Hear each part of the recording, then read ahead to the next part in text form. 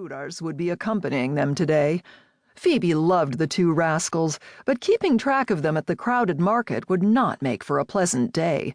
Watching Susanna and Naomi would be a piece of cake compared to keeping tabs on Henry and Caleb. Phoebe snatched Naomi off the porch floor, and Susanna scrambled to move as both boys struggled to exit the house at the same time. "Whoa!" Martha cried, leaping out of the way. "Try coming out one at a time, two bulls in a china shop." "Come," Mom said from behind the boys. "Let's get going. The day is getting away from us. We'll drop these two off at the edge of the far field. I'm sure Dot can find some chores for them. That should make you two happy." Mom threw a look at Phoebe and Martha. "Now let's all try to have a good day." For some unexplainable reason, the less than 10-mile trip from home in Maryville to the big farmers' market seemed to take forever.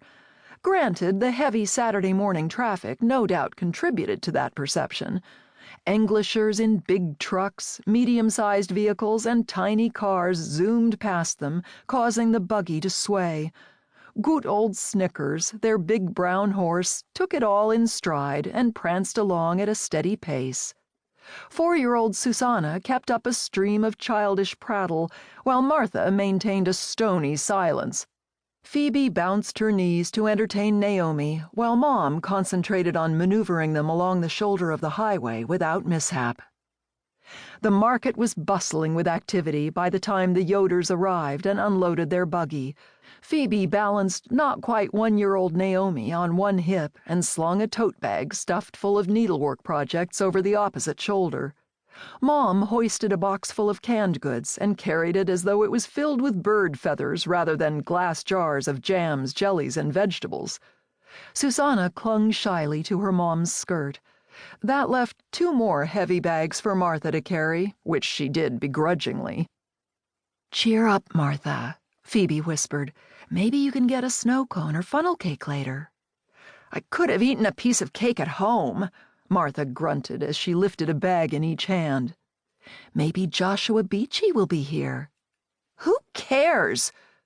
Martha's cheeks burst into flame, and her lips curved into a hint of a smile, so Phoebe knew her suspicions about Martha's crush were correct. She could hardly believe her little Schwester had reached the age to be interested in Bouet. If she'd had a free hand, she would have patted Martha's arm in reassurance, letting her know her feelings were perfectly normal, she supposed. There must be something inherently wrong with her, then, Phoebe mused, as they trudged toward the booth Mom was sharing with Nancy Stoltzfus, her best friend Mary's mom. Here she was, an Amish girl who didn't want to get married and have a passel of kinnar. She knew Mom thought it was strange. Probably everyone else whispered the same thing behind her back. It wasn't that she didn't ever want to get married. She did. Someday. Someday simply didn't happen to be today, or next month, or even next year. Nobody seemed to understand. Not Mom, not Mary, definitely not Micah Graber. But Micah was 3 years older. He'd been ready to settle down for the past year. At 19, the marriage bug hadn't even nibbled at her yet. And that bug may not have Micah's name on it, even if it did venture to bite. She shuddered involuntarily at the thought of marrying Micah. Not that there was anything really wrong with Micah, but he seemed a little bossy and not quite right for her, even though the match would probably please her parents. Phoebe boosted Naomi on her hip and tried to reposition the bag that was growing heavier by the minute. The future would have to take care of itself. "Looks like you could use a hand."